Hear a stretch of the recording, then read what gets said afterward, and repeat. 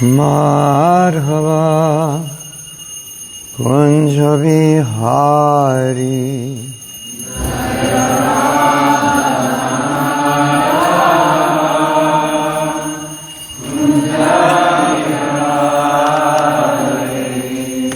Jai Radha Madhava Kunja Vihari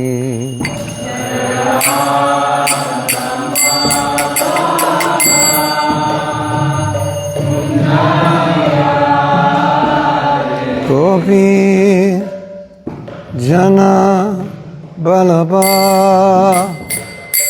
Girivaradhari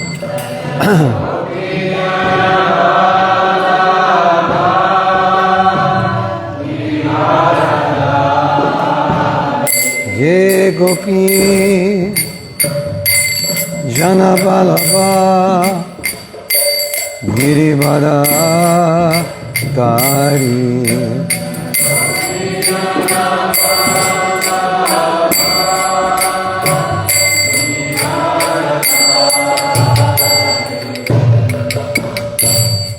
Yashodhanandana Braja Jana Ranjana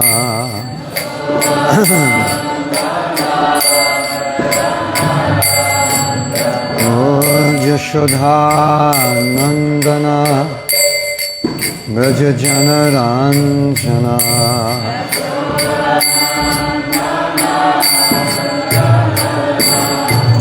Yamuna Tira Banachari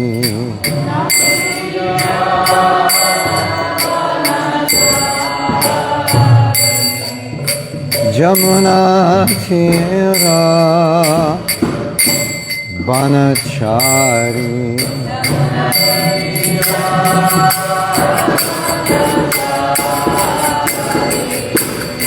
Jaya Radha Madhava Kunja Vihari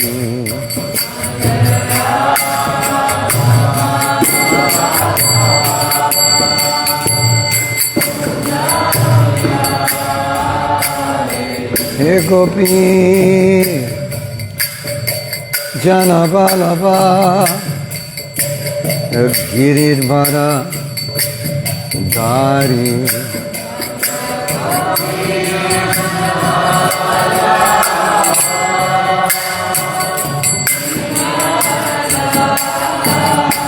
He Gopi Janapalapa Girivara Dari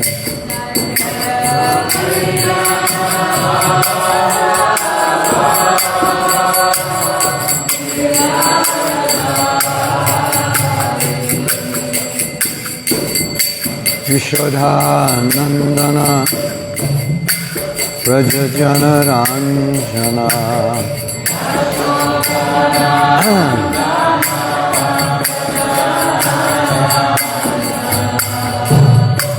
Yashodhanandana Braja Jana Ranjana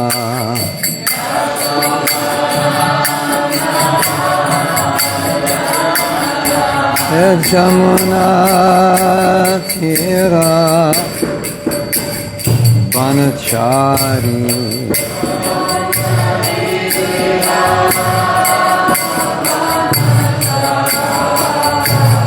Jamuna Tira Banachari Radha Madhava Kunja Vihari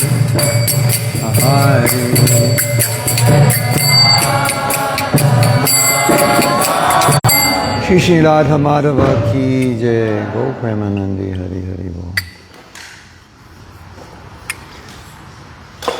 I am going to put something on the screen which I think will be easier to see.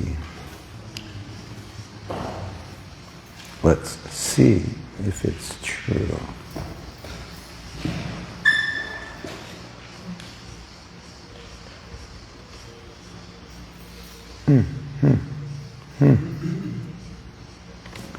No, it's not true.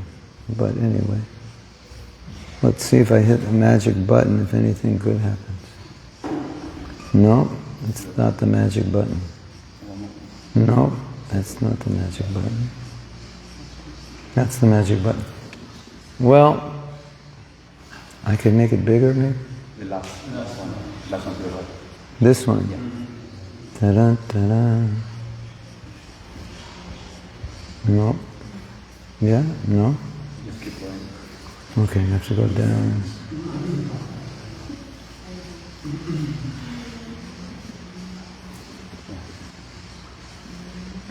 Lo mismo.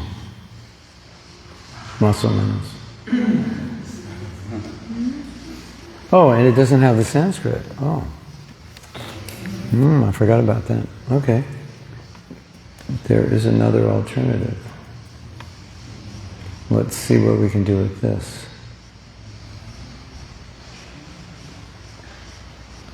If I can just make it bigger.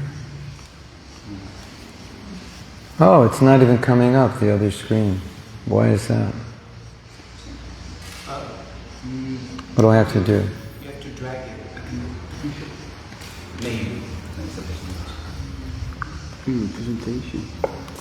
So it shows the PowerPoint. Sometimes it does this. Yeah. Don't know why. Oh. But then you don't have it yet. Crazy. Yeah, basically. So how do we? Oh, wait. Make it. If we go here, no. No. I have to exit here. Basically, you have to just move this way and you see that. That's your screen. All right. That's my screen. Okay, how do we make it bigger? There? Yeah.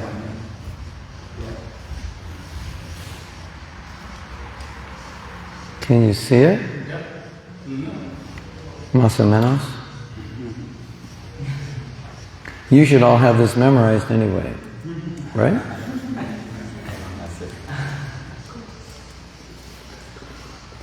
Ceto Darpana Marjanam Bhava Mahadavagni Nirvapanam Shaya Karavya Chandrika Vitaranam Vidyavadu Jivanam Anandam Buddhivardhanam Pratipadam Purnamita Sadhanam Sarvatma Snapanam Param Vijayate Sri Krishna Sankirtanam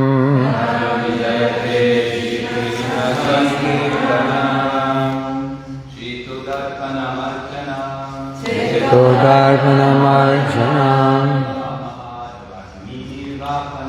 Bhava Mahadavagni Nirvapanam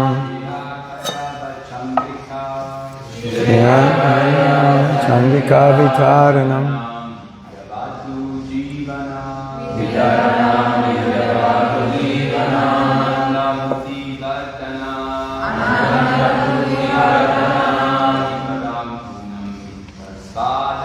Pradipanam Punamita Sadhanam Sarvatmasnapanam Param Jayate Shri Krishna Sankirtanam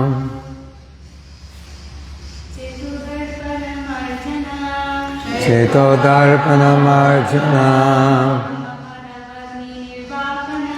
Bhava Mahadavagni Nirvapanam Shaya Karavya Chandrika Vitaranam Vidyavadu Jivanam Anandam Buddhivardhanam Pradipadam Purnamrita Shadanam Vatmasnapanam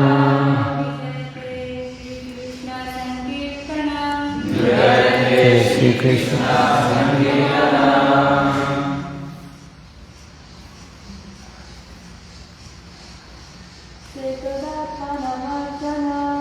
Ceto Darpana Marjanam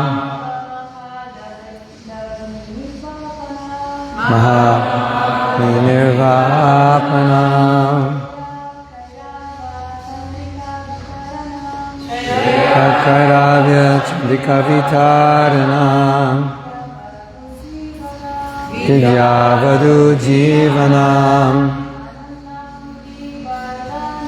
Anandam Gurivardhanam Pradipam Punamita Sadhanam Sarvatmasnapanam Param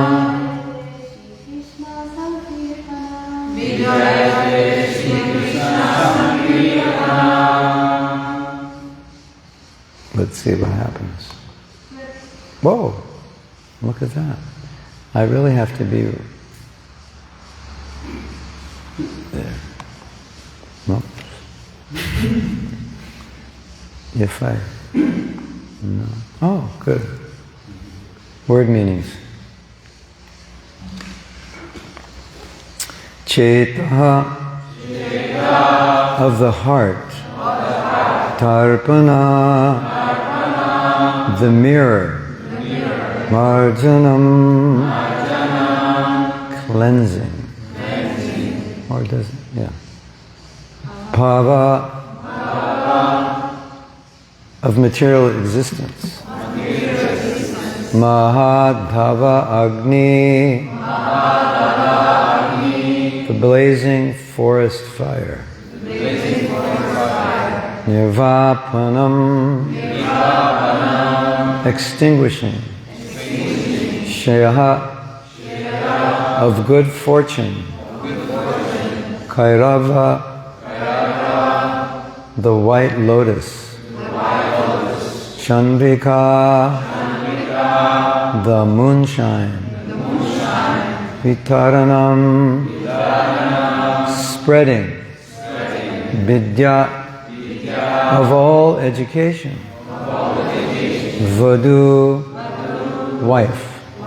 Jivanam, the life. Ananda, of bliss. Ambudha, the ocean. Pardhanam, increasing. Pratipadam, at every step.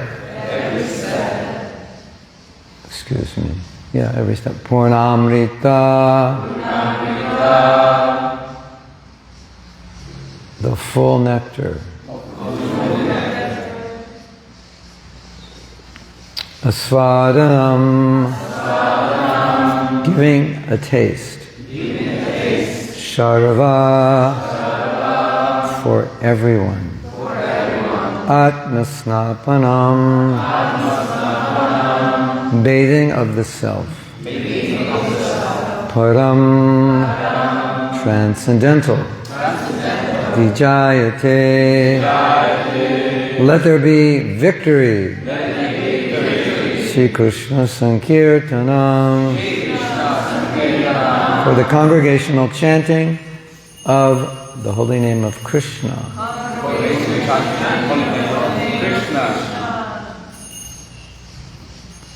Translation. Let there be all victory for the chanting of the holy name of Lord Krishna, which can cleanse the mirror of the heart and stop the miseries of the blazing fire of material existence. That chanting is the waxing moon that spreads the white lotus of good fortune for all living entities. It is the life and soul of all education. The chanting of the holy name of Krishna expands the blissful ocean of transcendental life. It gives a cooling effect to everyone and enables one to taste full nectar at every step. So, Shyam Govinda, how do we get back to the PowerPoint? Reduce it. If you reduce, you want. Okay, now we have. Okay. Drag this back.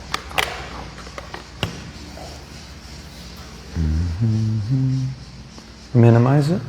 No, just to drag it. Oh, it's covering it. Wow. Uh-oh. Oh, no. Oh. Okay. Yeah, but it's still there. And it's gonna, let's see if this moves, but this doesn't move. It's still not on the PowerPoint. The cursor's on. We should just eliminate the folio, right? You can just get rid of the folio? What? This thing? No, I have to get rid of this. Uh-huh. Or get the PowerPoint back on the screen. Doesn't want to go.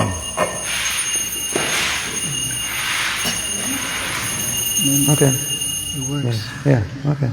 Good.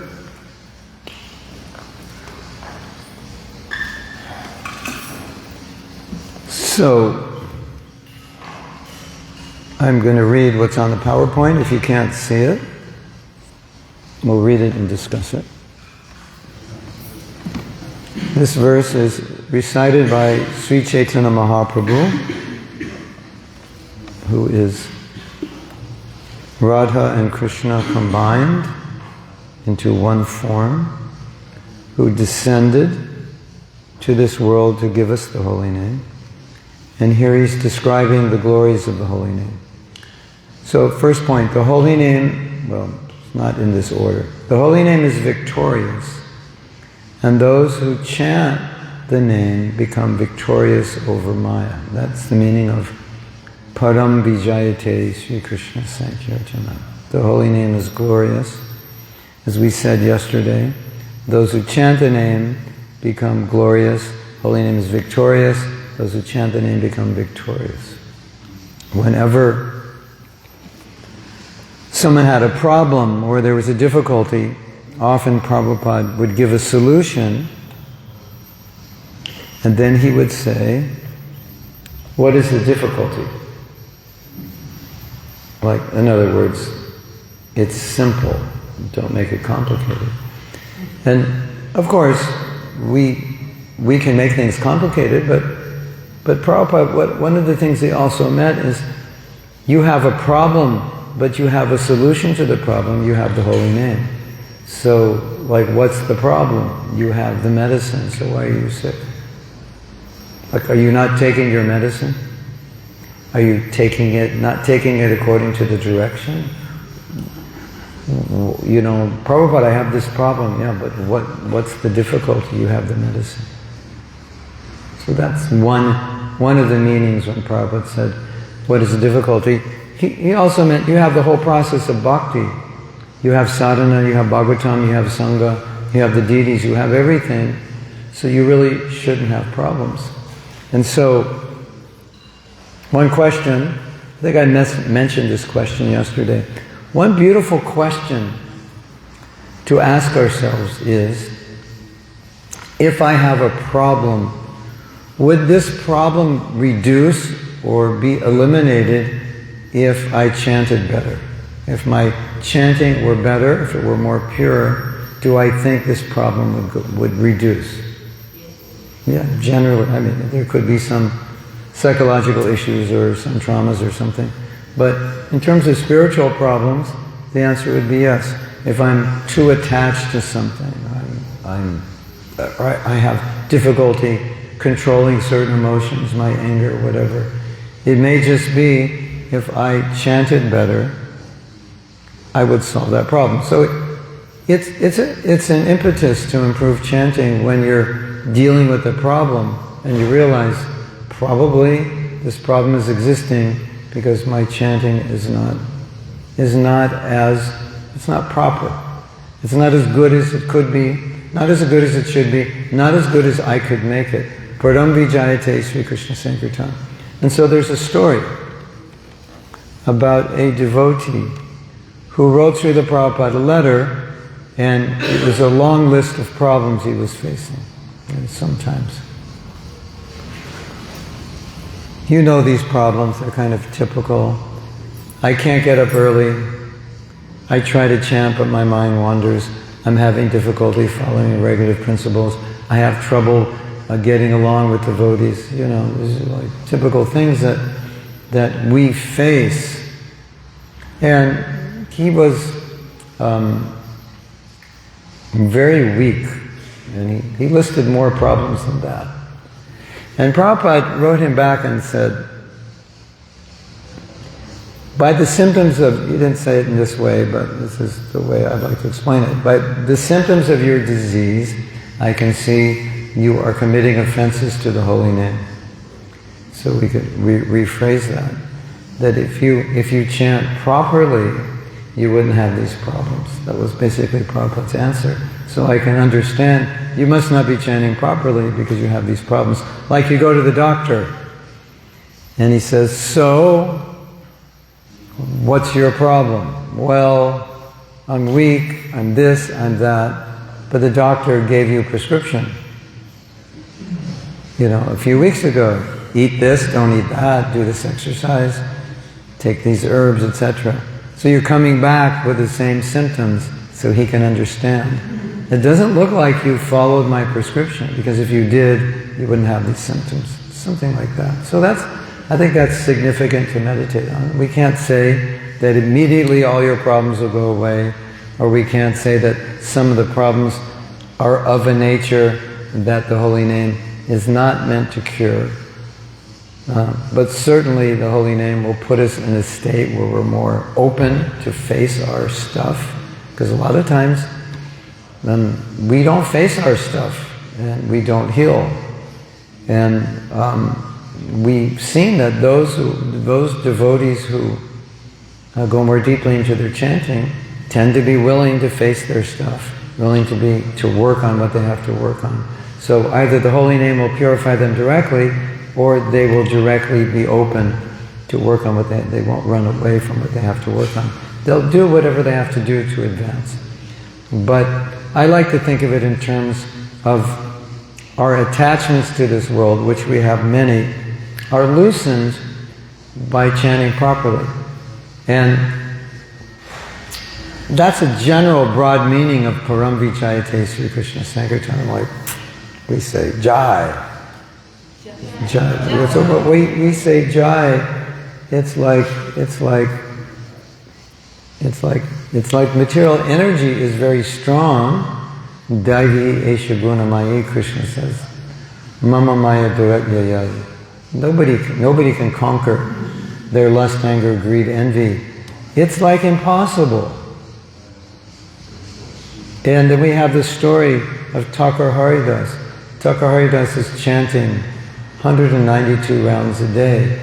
He has a taste. You can't chant 192 rounds. You can hardly. Personified comes and meets him and offers him herself. The most, the amalgamation of all material enjoyment personified comes to him and says, yes, to the internet. Okay.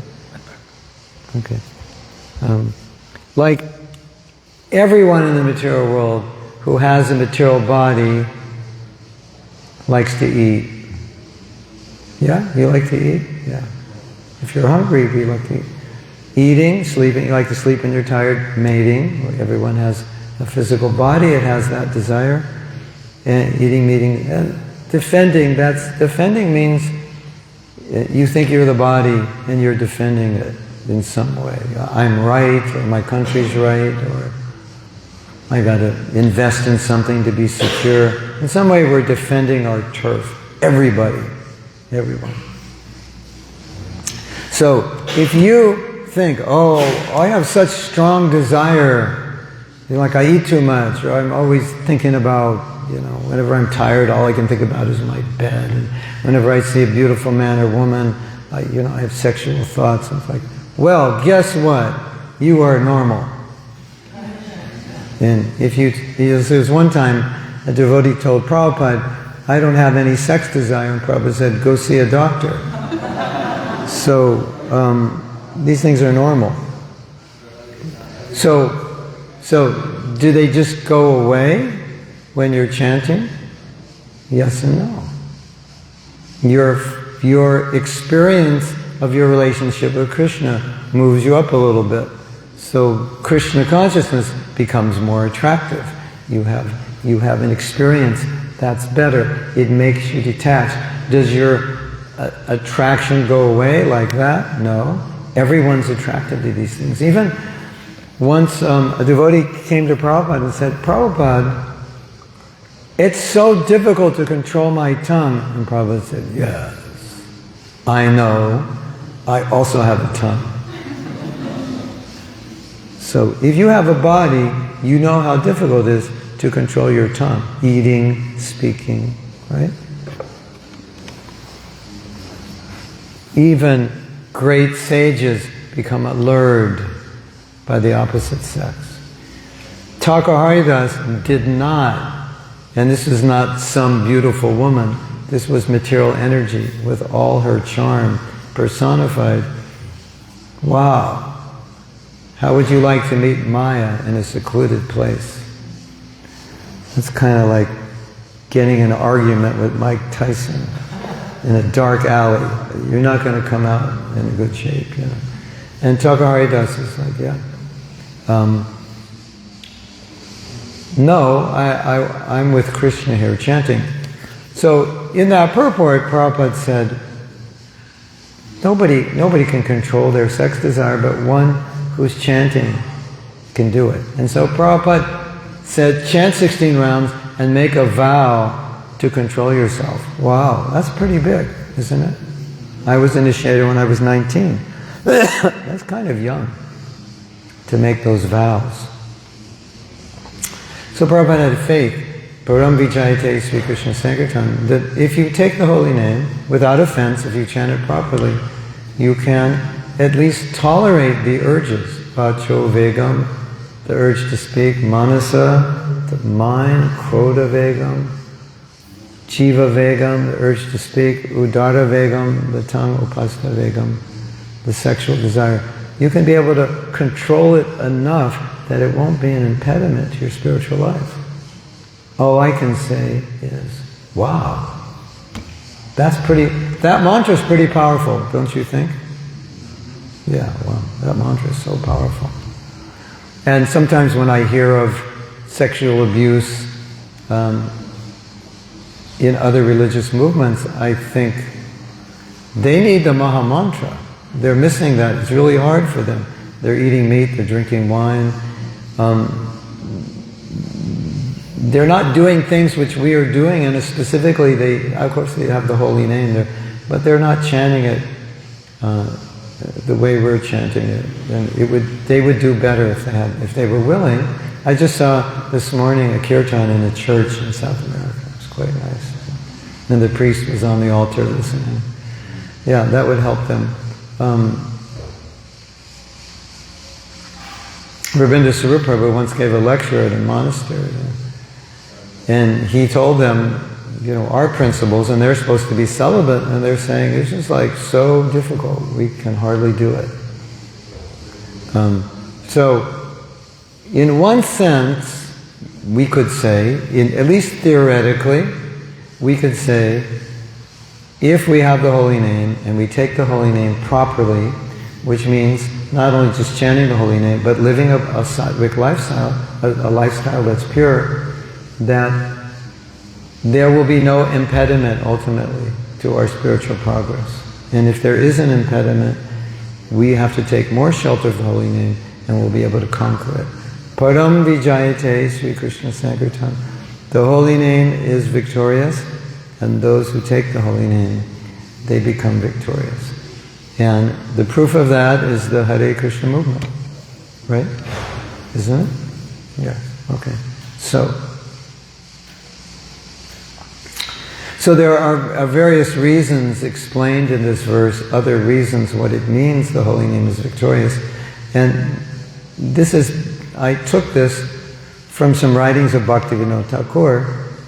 And basically what he said, the holy name is glorious because, and all the reasons listed in this verse was why it's glorious. So, we can go down those reasons. The holy name is victorious because it can awaken our relationship with Krishna and give us love of God. That's pretty good, don't you think? An interesting thing about this verse, the first line of this verse is Ceto Darpana Marjanam. It cleanses the heart. And later in the verse it says Sarvatma Snapanam. It bathes the soul. So a natural question comes to mind. What is the difference between cleansing the heart and bathing the soul? Fortunately, Bhaktivinoda Thakur explained it. That cleansing the heart means cleansing the dust, which means you cannot understand who you are as a spiritual being. He clears the dust of your consciousness so you understand you're not the body. That's Ceto Darpana Marjanam. Or you begin to realize you're not the body. And you might say, Prabhuji, I still think I'm the body. I think I'm Latvian or Lithuanian, or I'm from Spain. How do you say? Spain. Oh. I think I'm from Spain. I think I'm from America. I think I'm from Slovenia, Bulgaria, Hungary. We got Lithuania. Poland, Italy. I think I'm Italiano. I like the pizza too much. So then you're thinking, well, I still think I'm the body. But there's a story, a beautiful story. Because sometimes Prabhupada defines things differently. We tend to define things narrowly, in a narrow way. If I realize, you say Ceto Darpana Marjanam, I would realize I'm not the body, but I think I'm an American man. Every morning when I wake up, my first thought is like, I'm spirit soul, full of knowledge and bliss. My first thought is, this body's tired. This body, I have to kick this body out of bed, it doesn't want to get up. And then I look in the mirror and go, this body doesn't look so good. And I look in the mirror and I go, yeah, that's me.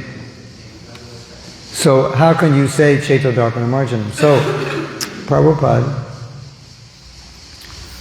was once asked this question, will we become self-realized by distributing your books?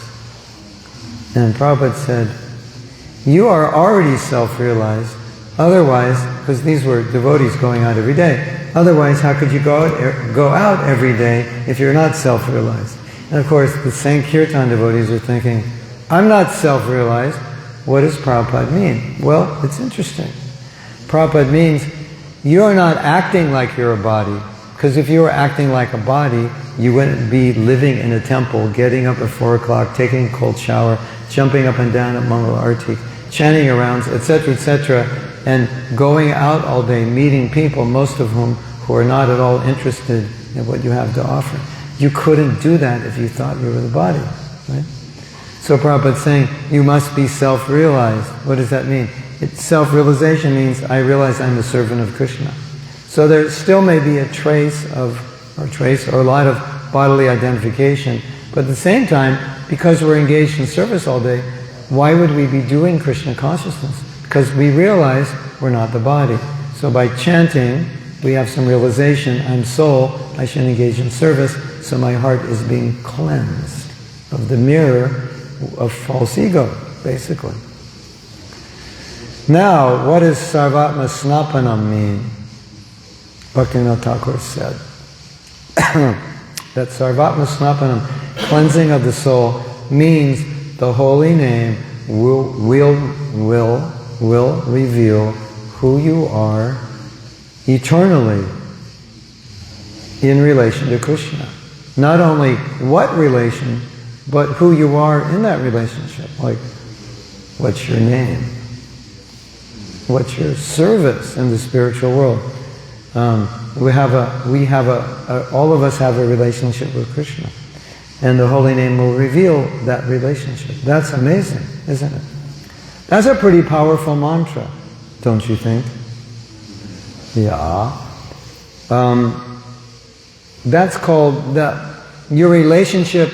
You start to understand your relationship when you come to a level of bhakti, which is called a sakti, where you have a lot of taste for Krishna and you have a lot of attachment for Krishna, and when you're on that level, you start to understand who you are.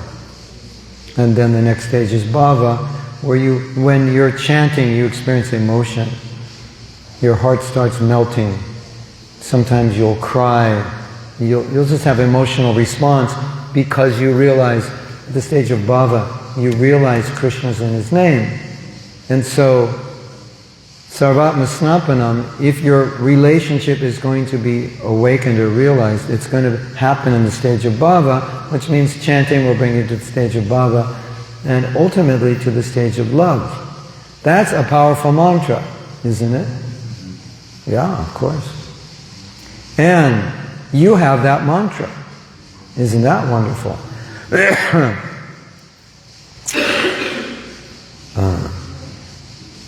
We are so fortunate that we have this mantra. So let's go to the next slide. I'm going to read this. Whoever takes the holy name properly will conquer the illusory energy. This is the meaning of Param Vijayate Sri Krishna Sankirtan.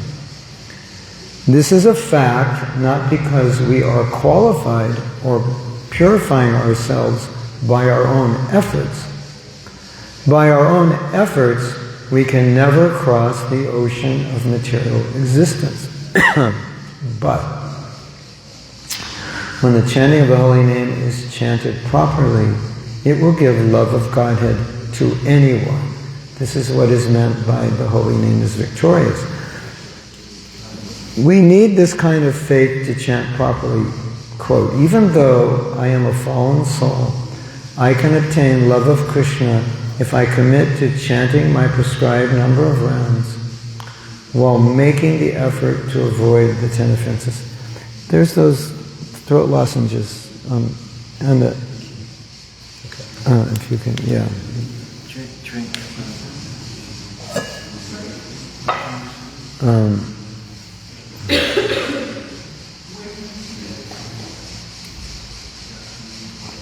So when I read this verse,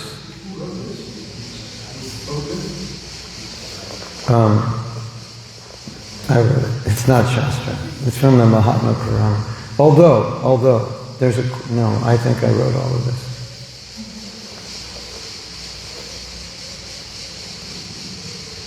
Yeah, I wrote this.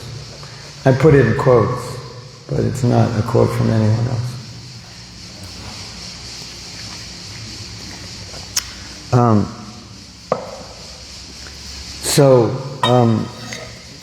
When I was reading the first verse and reading all the symptoms, then Shreya Kairavya Chandikavitaranam, it says there's the moon, the benediction moon, good fortune, and the moon shines on the lotus flower, and the lotus flower opens up. So it's the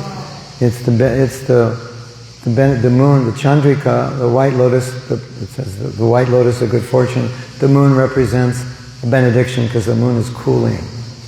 So it's causing the lotus of good fortune. It's poetry. It's causing the lotus of our good fortune to arise. So what is our good fortune?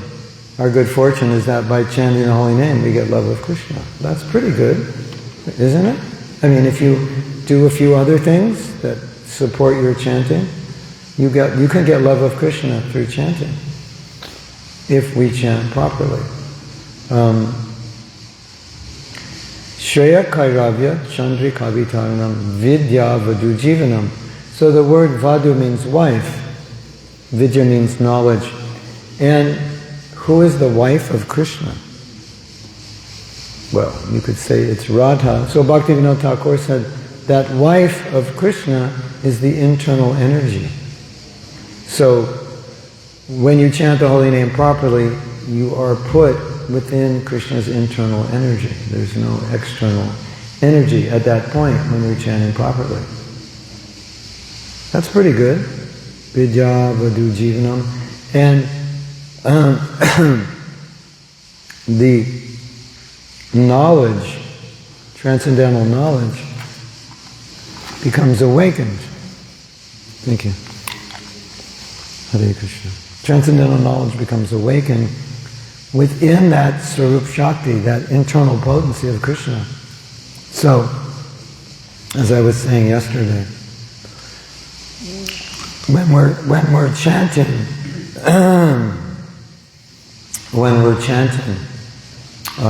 as Prabhupada said, Krishna, please engage me in your service. Prabhupada explained, and here in this verse it's explained, we want to be under the shelter of that internal potency, because within that internal potency, your only desire is to be a servant. That's how you feel. That's what you want to do. That's what it's doing. Krishna, surround me by this Sarup Shakti, this bubble. I want to be in this bubble. In this bubble, I just want to serve you. Outside this bubble, I want to be you. I want to compete with you. I want to imitate you. I want to enjoy. Because Prabhupada was once asked by Satsvarup Maharaj, if Krishna is so attractive, why are we not attractive? Have you ever wondered? Well, like Krishna is all attractive. So why is it I seem to be more attracted to his form of prasadam than his form in japa? You probably all have thought about this, right? Why is it that I'm looking at the deities and like, okay, nice, but that's about it, you know, no crying, no fainting. Prabhupada wanted to make a point. I have to preface the answer.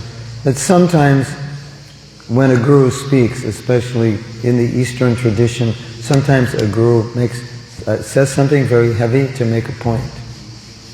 And he says something maybe that's more extreme than it really is exactly, and it could be nuanced and explained. But sometimes you just need to shock somebody. So Prabhupada said, the reason you're not attracted to Krishna is because you hate Krishna. Whoa. Has things that you want. And so subconsciously, indirectly, we're envious of Krishna. We may not consciously think that. So when we're under the control of material energy, we're pulled away from the service mood. So Srila Bhaktisiddhanta said something really interesting.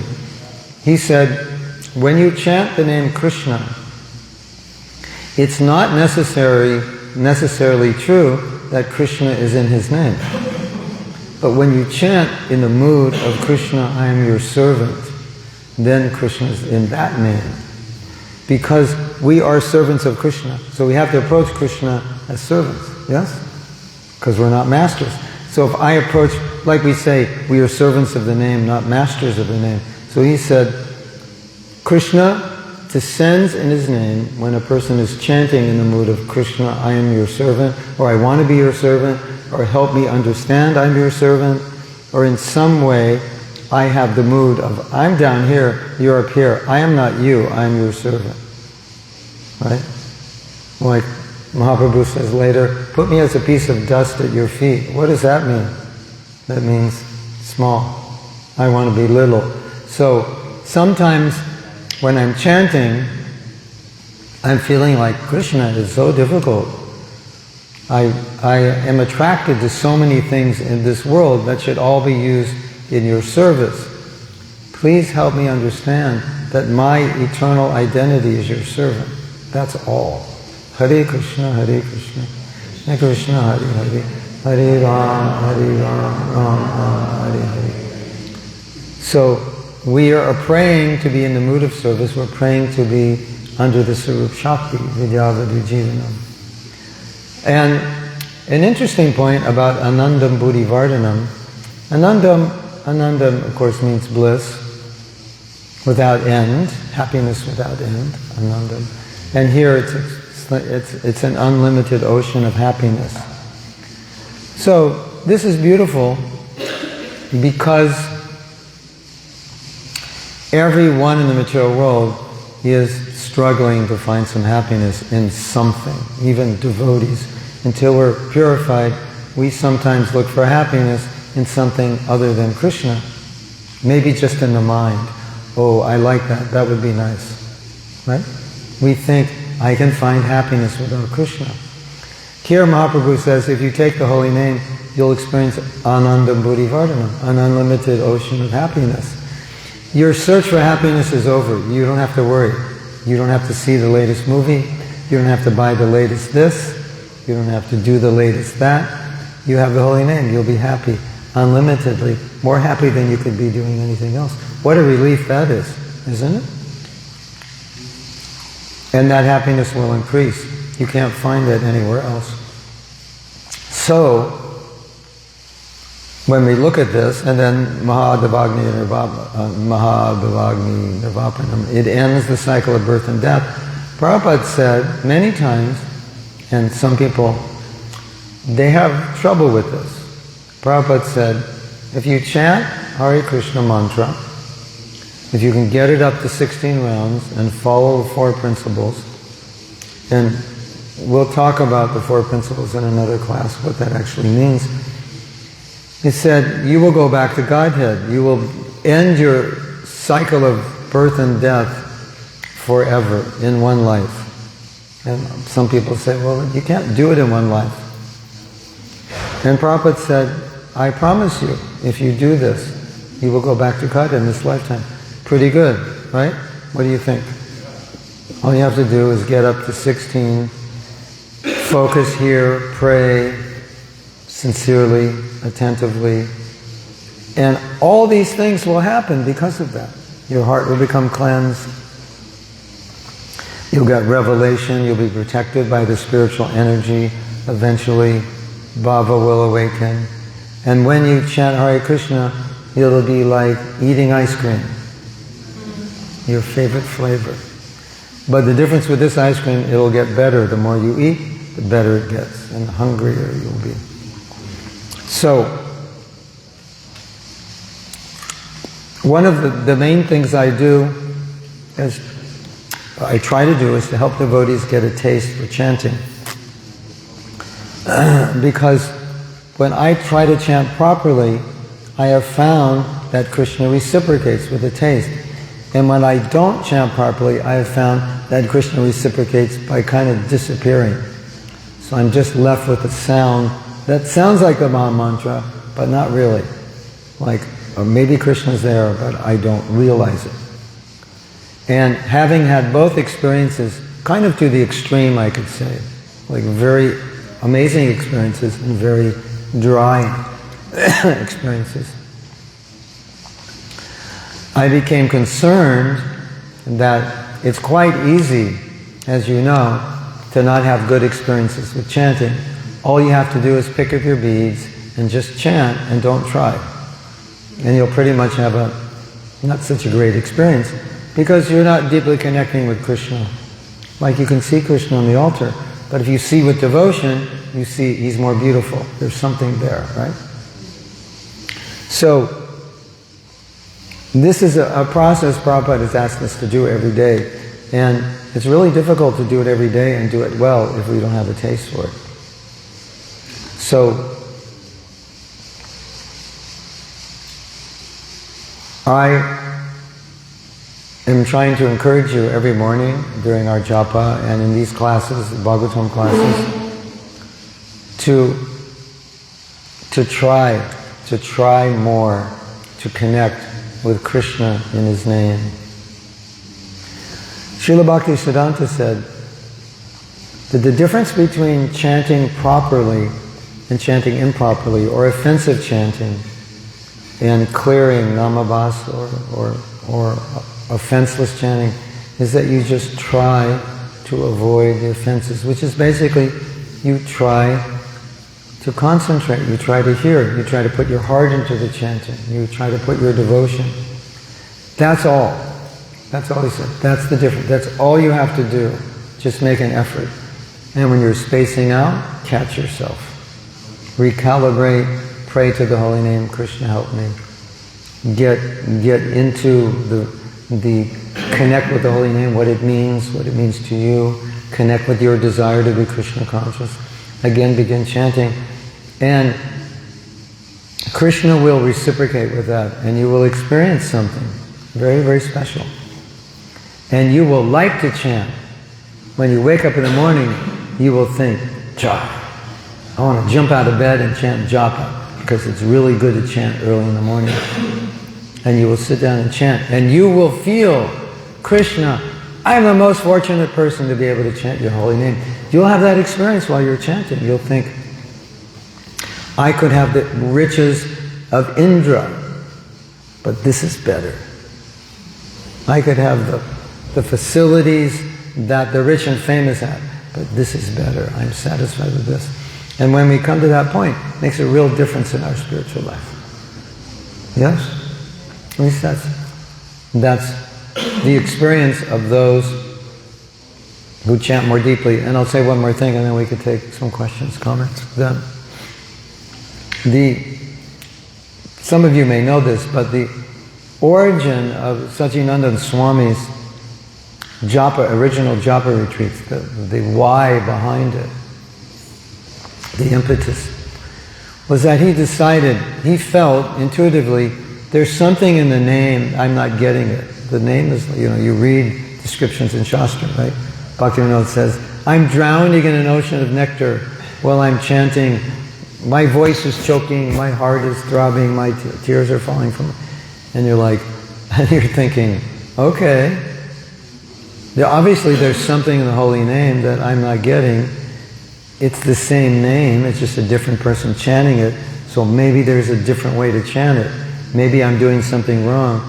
There's I'm trying to crack a nut and I can't, how do you crack this nut? How do you open it? I don't know how. Well, let me show you probably. It opens, oh, there's this nut. So how do I crack open the holy name so the nut comes out? It was kind of his mood. So he went to Govardhan with the desire to go more deeply in the holy name. And he was chanting all day. And it started happening. I don't know, first day, second day, third day. Nobody knows how many hours a day he was chanting, because he just went off, as I was told. Maybe he was in some cave or something. And as the story goes, as I was told, he started thinking, this holy name I'm chanting now, it's really sweet, and I've opened up, I've cracked it, the nut is there. This is a different experience. I've never had this experience. And so he asked himself a question, kind of in a humorous way, but other devotees have asked this question also. Is this the same holy name I've been chanting? Because it doesn't taste like it. Did you put something in the dal today because it tastes different? No, I didn't, Prabhu. It's just your bhakti. You're feeling the bhakti of the cook today, I guess. You're tasting, it was like that. So it's like the holy name was opening up in new ways. And so he said, I have to share this with the devotees. It's like, I know devotees are chanting this name, but they're getting the outer coating. There's this chocolate cherry syrup in the middle, and they're not tasting it, and they're chanting, and they're just tasting like the shell of the walnut, and it's not very tasty. And it's I have to do this. So that was why he started doing the retreats, because he wanted everyone to get a taste. And as you get a taste for chanting, you'll feel the same way. You'll want to help other people get a taste. And you want to help brand new people get a taste. From the first time they chant, you want to help them facilitate it, getting a taste. And I do that. We started a whole project called the Mantra Project to teach people, to hopefully help people get a taste from the first mantra. And so, chanting well is so important because it becomes an impetus to share the holy name with others because of what you're experiencing. Obviously, you can't be enthused to share something that doesn't give you any happiness. Like, if someone served the dal and it was burnt, you wouldn't be saying, Prabhu, take this dal, it's really good. You'd be saying, I don't think you want to eat it. So if you're not relishing chanting, it's really hard to be real about sharing it, isn't it? You're going to say, you should all chant Hare Krishna, it makes you happy. And inside, you're not happy. Have you ever done that one? It's not good. We can't do that. So, my desire is to help you get a taste for the holy name, understand it, connect with it more deeply. This is the way, if you're chanting 16 rounds, this is the way we are associating with Krishna mostly in our day. It's in the form of nam, this sound. That's mostly how we're associating. And if that association is not good, that relationship's not good. So it's really important. Hare Krishna. Thank you very much. Srila Prabhupada ki jai. So, questions? Comments? Yes.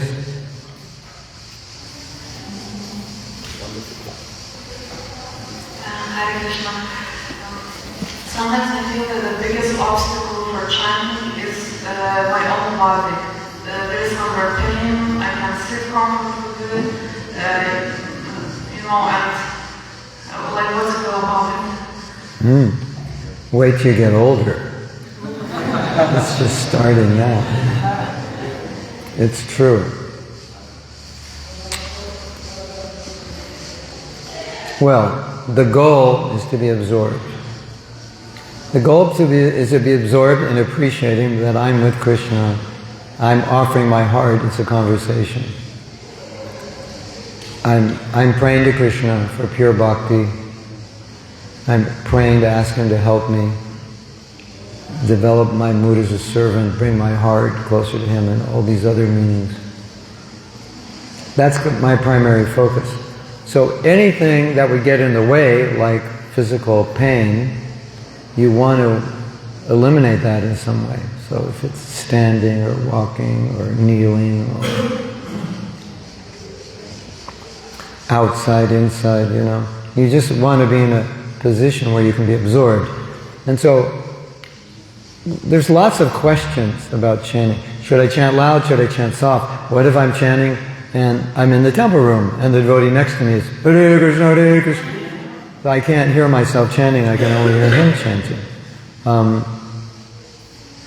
Should I stand? Should I walk? Should I this? Should I that? And when we understand what is proper chanting, then everything, all those other questions are just meant to be answered by, well, what will help my absorption, right? For all you loud chanters out there, there's a problem. You want to know what the problem is? We're supposed to be able to hear ourselves chanting. And if you're chanting louder than me, I hear you chanting, I don't hear me chanting.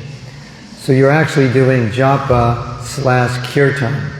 Because kirtan means loud chanting and japa means soft chanting.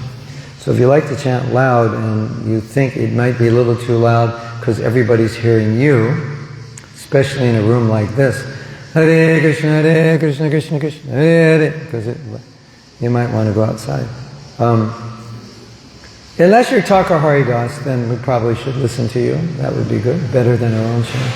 Maybe better than our own chanting, we'll listen to you. Then you'll say, but Prabhupada said we should chant loudly. If our mind is going crazy, chant loudly. Yeah, that's okay. If that's what you need to do. But don't disturb others. And so you need to chant loudly to be absorbed. Some people need to chant quietly to be absorbed. And they want to go in the hallway because it's quiet. Some people need to stand up. Some people need to go for a walk. Some people will say, oh, don't go for a walk, you'll be distracted. But the people who are distracted sitting down need to go for a walk to not be distracted. So it's, so this is whatever helps you. whatever helps your absorption in that connection, do it. And you know. Some devotees do pranayama because it helps calm the mind before they chant. Or a prayer, offer prayers, whatever it is. You can't, if your body's in pain, that's what you're going to be thinking about when you chant. Right? Yeah. Hare Krishna. What else? Yes. I had a flashback when you were talking about waking up in the morning, not wanting to get out of bed. And an experience I had as a brahmachari was we was cooking late in the restaurant, going to bed quite late. And then somehow or other at midnight I would wake up and I thought it was Mangalarti. And I would get up, shower, do everything, go down to the temple room, and where is everyone? Because it reminds you of that experience, right? I went in the ocean and there was a shark, and the shark bit some little kid, and so my whole experience of the ocean is like horrible. And if you just say ocean, that's what I think of. So how bad is that if I say japa and immediately you're like, ugh. Because you'll have a positive experience. And he said, and lack of faith happens because of offenses. Because you don't have a good experience with the holy name, you lose faith in it. You go, oh. But it's important to recognize that that name we're chanting, where we're not connecting, it's generally actually not the name. It's an offense. It's the name with offense. So Krishna's not manifest there. So it's not really Krishna that we're not attracted to. It's a shadow of the name, which there's nothing there to be attracted to. It's just a sound. But when it's chanted with devotion, Krishna manifests, and that's Krishna. Naturally, Krishna is attractive. So it's really, really important, because you can really damage your faith in the holy name by chanting it improperly and not having positive experiences. We need to have positive experiences, don't we? With the holy name, it's really important. I think it's really, everything in Krishna consciousness, we need positive experiences. Relationships, they should be positive also. Our relationship with the deities, with service, all these things should be positive. Then it makes it very easy. So really, it's so important to work on your relationship with the holy name and have positive relationships with it. It makes your life easier and happier and sweeter.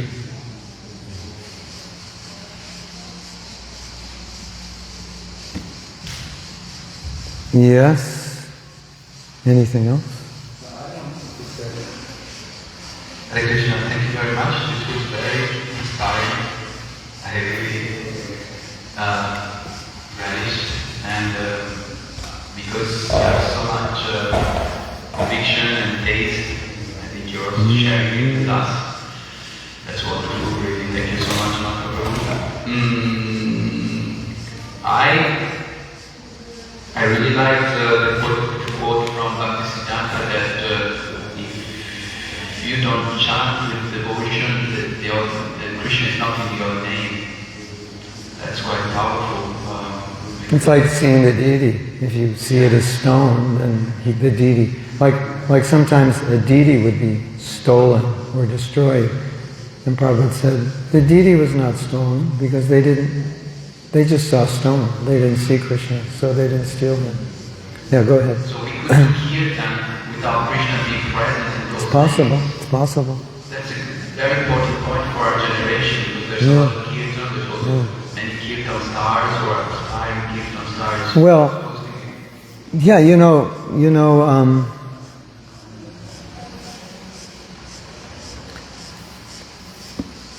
there are professional kirtaniyas, and so what's in their name when they chant?